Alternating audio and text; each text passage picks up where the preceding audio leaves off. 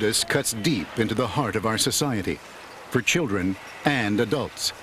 But so often it's hard to see because it's hidden, even in our everyday behavior. Is that the blazer? But when it's captured on hidden camera, prejudice becomes all too obvious. In this investigation, 2 women, one black and one white, went shopping in various stores, both wearing hidden cameras. In 8 out of 12 cases, the white shopper was treated better than the black shopper. Yes, please. The sales clerk asks the white shopper to show her driver's license in order to accept her check. Meanwhile, the black shopper is required to provide much more identification to write her check. Would you have a credit card also? I don't believe I brought my credit card with me. Do you need a credit card? For a check, we usually require a driver's license and a credit card. That's your store policy? Yes. Take her? While the white shopper's check was accepted with only a driver's license, it was a totally different story for the African-American shopper. Current address, right? That's correct. She had to provide her license and a credit card and stand waiting while her documents were closely scrutinized.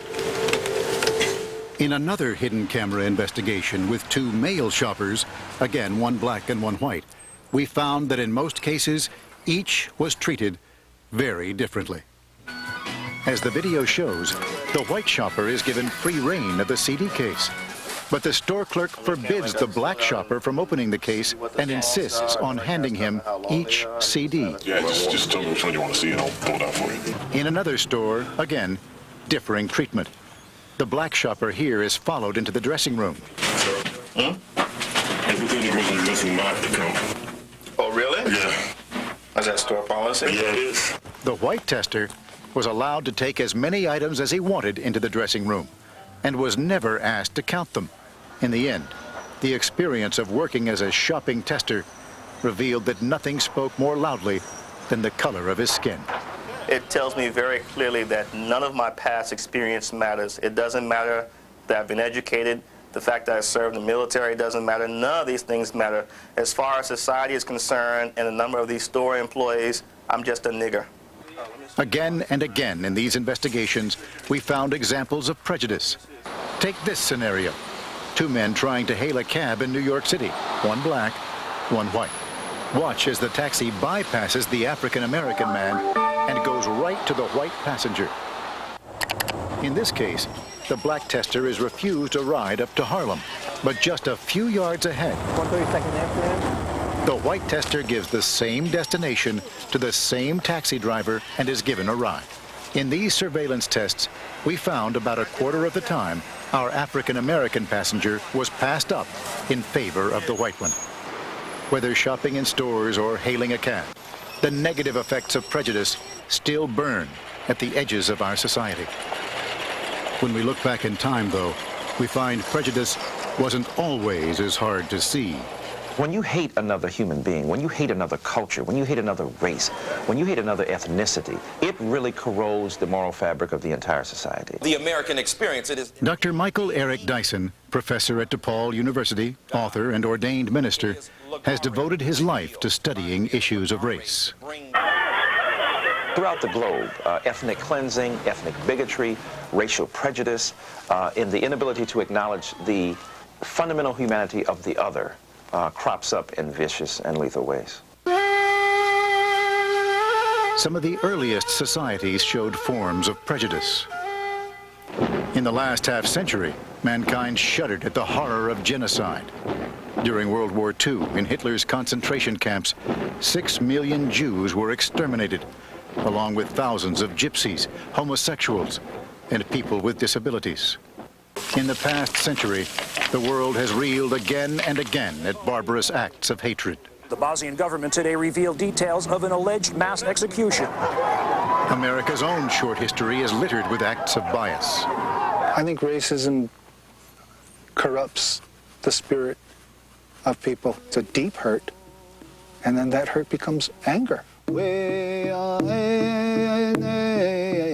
Harold Littlebird is a Native American poet, painter, songwriter.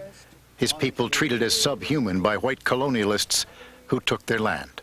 Just imagine you're living in a place where you've always lived, and then all of a sudden you're told that you cannot no longer go to those places, and you're being forcefully removed. White settlers tried to destroy the Indian culture, outlawing their languages and traditions. How can we heal the heart when it's been hurt by prejudice and racism and all of that stuff that man does to man? It's a question that resonates throughout our history, from the shameful treatment of Native Americans to the government-sanctioned institution of slavery. Slavery was the attempt of one group of people to dominate another group of people so thoroughly that they owned not only their bodies, but that they controlled their souls and minds. Even today, 137 years after slavery was outlawed, many African Americans say they are still treated as inferior. We don't have the beatings anymore, per se, like we used to, but let's change it over to something that's to intimidation and humiliation. It's something that Raymond Young and Anna Hunt understand. Both in their late 70s, they live in this Washington, D.C. retirement home and remember the terror of white supremacists, cross burnings, lynchings.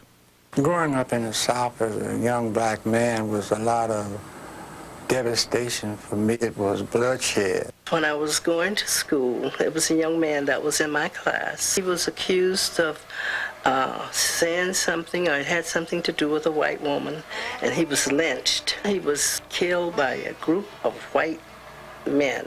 Between 1862 and 1964, nearly 5,000 lynchings took place in America. For Raymond and Anna, 7 decades have not erased the daily indignities, and now they fear for future generations.